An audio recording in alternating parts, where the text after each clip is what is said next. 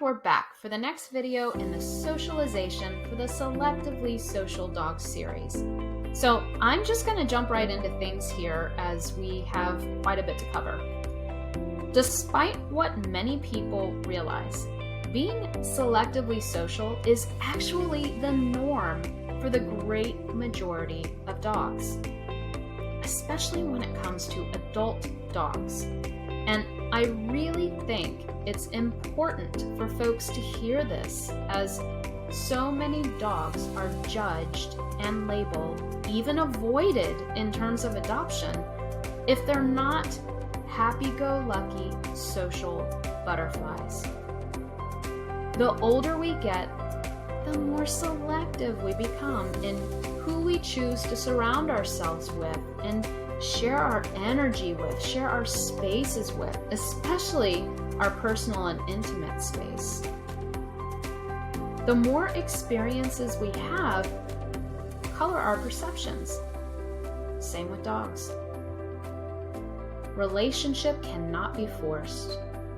It cannot be rushed. This is true for any and every type of relationship and is no different for dogs. Comfort, familiarity, trust, safety, and security with one another takes time to build. And with selectively social dogs, it also takes strategy. Now, muzzle conditioning may be a part of this strategy. Not only is proper muzzle conditioning important for the safety of the dogs, but it also helps to take the edge out of any anxious emotions the humans may be bringing to the table. It's for our peace of mind as well. So here are 8 steps to socialize your selectively social dog. Step number 1, set expectations aside. Socializing the selectively social dog is not about your dog becoming BFFs with every dog or person on the planet. It's about forging, trusting, safe, secure relationships with the ones who really matter, and being respectful of the ones who lie outside of this. Step number 2. Know thy dog. Knowing and understanding who your dog is as an individual and honoring and respecting this. Step number 3, and this is such an important step, please do not rush this. Focus on sharing space and simply coexisting. For example, say you're blending families, and this includes the family dogs.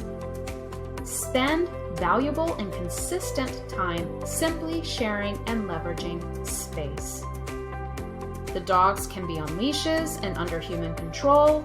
They can be on place and or back tied. They can be sharing space in their crates. They need to share space first without any additional pressure from us or each other. Socializing your selectively social dog is not about contact. This is a non-contact sport. Step number 4, allow your dog to be a part of the conversation. He or she will tell you what's okay and what may be too much too soon. Learn how to read and understand your dog's body language. They're talking to you. Step number 5, learn how to walk like a boss. And yes, this is a shameless plug for our course, Walk Like a Boss. But learning how to walk like a boss and applying those principles with your own dog and then with the additional dog, if you're, say, blending families like from the previous example. Start off by doing daily walks, daily structured walks with both dogs. Each person walks the dogs separately, but together. Utilize and maximize space. This step is about getting the dogs used to sharing space with one another in different contexts and in different settings. Once comfort level for all is there, including and especially the human, and if the human is walking like a boss, then it's time to move on to the 6th step, walking both dogs together. Again, this should be a daily ritual. Structured walking. A properly executed structured walk is the bridge to a great many things, especially when it comes to blending dogs. Step number 7. Watch for the shift from a feeling of unease, maybe distress or defensiveness, to one of interest and curiosity. Take this in steps, allowing very short interactions, like one of the dogs taking a quick whiff, and building upon this in terms of length of time. The last step, step number 8, work your way up to possible engagement. Again, with the time factor, proper engagement will come with comfort, trust, and that feeling of safety and security with the other. Selectively social dogs do not have to be doomed to lives of isolation.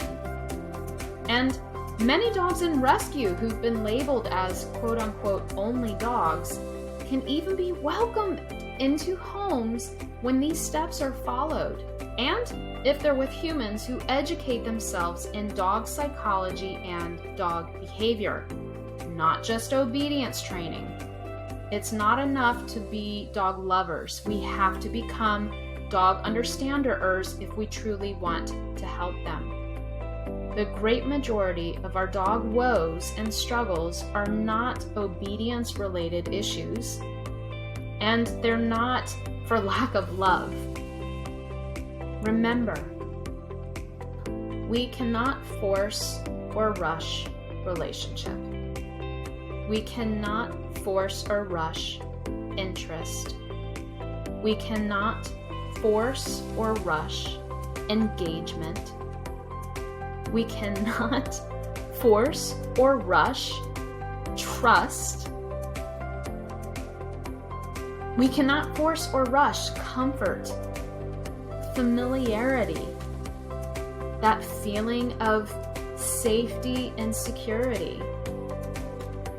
If we truly want to equip our dogs, we've got to equip ourselves first.